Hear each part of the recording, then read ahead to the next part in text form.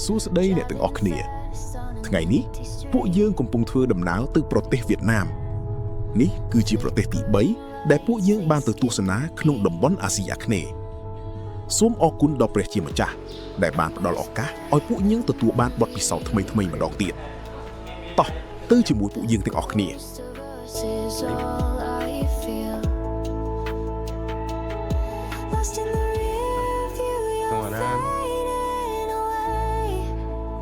ពួកយើងជិះយន្តហោះពីអាកាសយានដ្ឋានសៀមរាបទៅកាន់ទីក្រុងដាណាំងប្រទេសវៀតណាម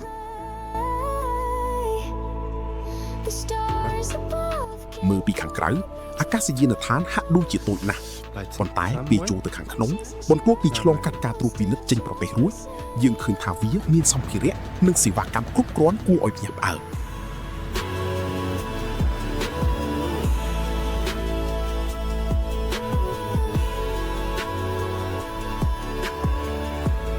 យន្តហោះដែលយើងជិះគឺជាយន្តហោះទូចមួយដែលមានកំហារបង្វិលនៅខាងក្រៅ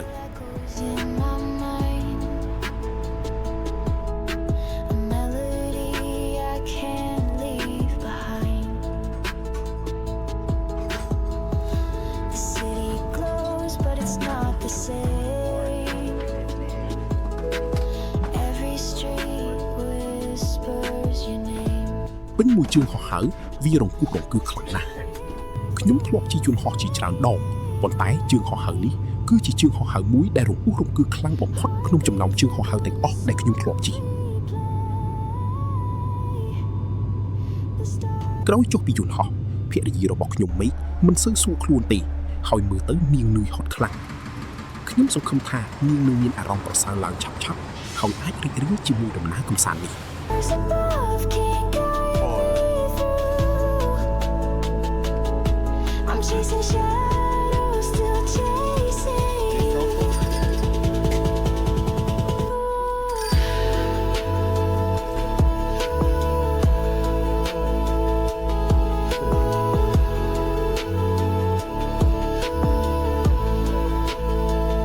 បន្ទាប់មកពួកយើងជិះតាក់ស៊ីទៅសន្តាគា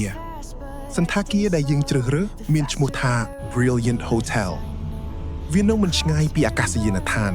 ហើយនៅជិតស្ពាននៀកទន្លេហាន់និងផ្សាររាត្រីអាហារពេលព្រឹកក៏មានការវាយតម្លៃល្អផងដែរនៅពេលចុះពីតាក់ស៊ីពួកយើងថែមទាំងនិយាយថាអរគុណបងជម្រាបលាដោយស្នាមញញឹមទៀតផងទោះបីជាតម្លៃធម្មតាសម្រាប់ចម្ងាយនេះប្រហែល$3ប៉ុណ្ណោះប៉ុន្តែពួកយើងបានបង់ដល់ទៅ$18ក៏ដោយទោះជាយ៉ាងណាខ្ញុំមិនខឹងទេផ្ទុយទៅវិញ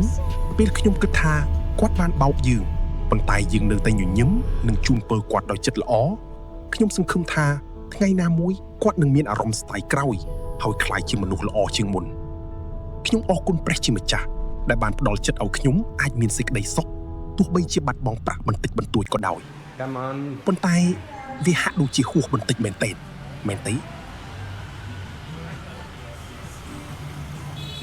ើណាញ៉ាំអត់បន្ទាប់ពីសម្រាកបន្តិចនៅសន្តាគារពួកយើងបានដើរទៅរកទិញស៊ីមកាតអាកាសធាតុនៅដាណាំងក្តៅនិងសើមខ្លាំងណាស់ញើសហូរមិនឈប់ហើយមានអារម្មណ៍ថាក្តៅជាងនៅកម្ពុជាបន្ទាប់មកពួកយើងបានញ៉ាំគុយទាវនៅហាងតូចមួយហើយចេញទៅមើលទេសភាពពេលយប់របស់ទីក្រុងដាណាំងពួកយើងបានដើរលេងជុំវិញស្ពាននៀកទន្លេហាន់និងផ្សាររាត្រីហើយរីករាយជាមួយថ្ងៃដំបូងរបស់យើងនៅទីក្រុងនេះ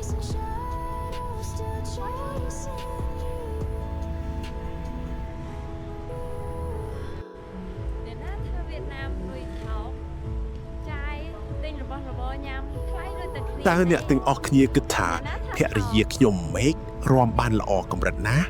សូមទស្សនាទាំងអស់គ្នា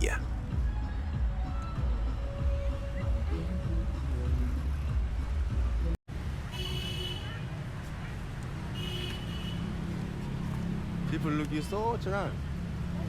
អូខ្ញុំទើបតែឮសំឡេងតន្ត្រីពីខាងមុខហើយមើលទៅមានមនុស្សកំពុងរាំយ៉ាងសប្បាយរីករាយតោះពួកយើងទៅមើលជាមួយគ្នា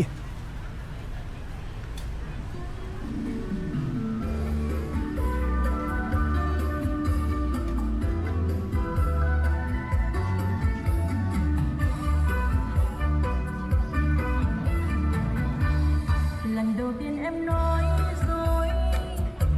quê lắm nên nghe lòng bối rối mà vì sao em dám dối cũng mới yêu anh mà ra thôi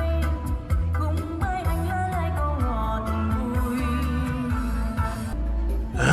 ការថតវីដេអូគឺសំខាន់ហើយការគិតថាត្រូវទៅទីណាក៏សំខាន់ដែរប៉ុន្តែបើមិនបានថតរូបស្អាតសម្រាប់ឲ្យនាងបង្ហោះលើ Facebook និង TikTok ទេនាងប្រកាសជាខកចិត្តមិនខានសូមលើកទឹកចិត្តបរោះទាំងអស់គ្នាស៊ូឡើង តែកូចឆ្មា ភរិយារបស់ខ្ញុំជាជនជាតិកម្ពុជាហើយខ្ញុំជាជនជាតិកូរ៉េការទំនាក់ទំនងរបស់យើងមិនទាន់ល្អអស់ចោះទេប៉ុន្តែខ្ញុំអាចនិយាយភាសាខ្មែរបានបន្តិចនិងលាយជាមួយភាសាអង់គ្លេសតាមពិតទៅខ្ញុំធ្លាប់រស់នៅប្រទេសកាណាដាកាលពីនៅក្មេងហើយម្ដាយរបស់ខ្ញុំជាជនជាតិអាមេរិកដូច្នេះខ្ញុំអាចនិយាយភាសាអង់គ្លេសបានស្ទាត់ជំនាញគួរសម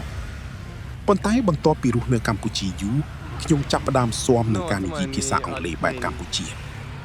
ដូច្នេះឥឡូវនេះខ្ញុំនិយាយលាយគ្នារវាងភាសាកូរ៉េអង់គ្លេសនិងខ្មែរដូចជាភាសាពីពិភពផ្សេងអញ្ចឹងហើយប្រហែលជាភាសាអង់គ្លេសរបស់ខ្ញុំក៏ធ្លាក់ចុះបន្តិចដែរឥឡូវនេះពួកយើងនឹងចាប់ផ្ដើមដើរលេងតាមដងផ្លូវពេលរាត្រីនៅទីក្រុងដាណាង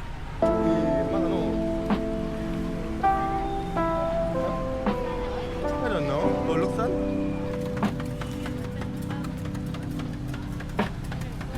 No. Nyama.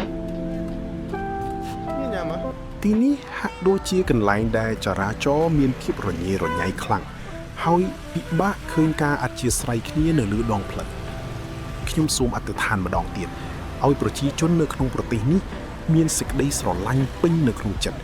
ហើយទោះបីជាគ្មានភ្លើងសញ្ញាចរាចរណ៍ក៏ដោយក៏នៅតែមានចិត្តគោរពអធ្យាស្រ័យនិងយកចិត្តទុកដាក់ចំពោះគ្នាទៅវិញទៅមក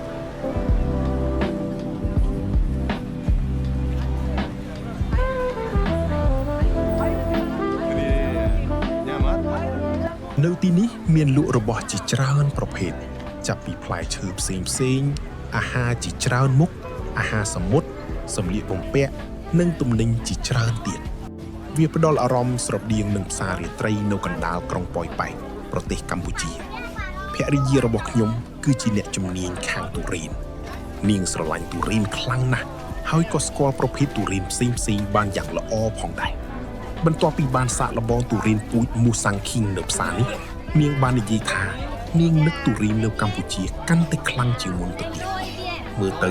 ទុរេនកម្ពុជានៅតែលេខ1ក្នុងចិត្តនាងកម្ពុជាស៊ូកម្ពុជាលេខ1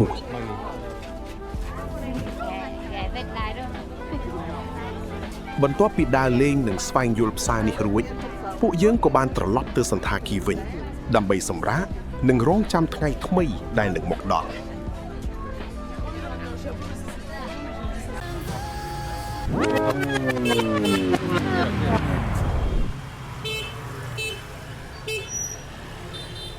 សំជួយម៉ាយ៉ា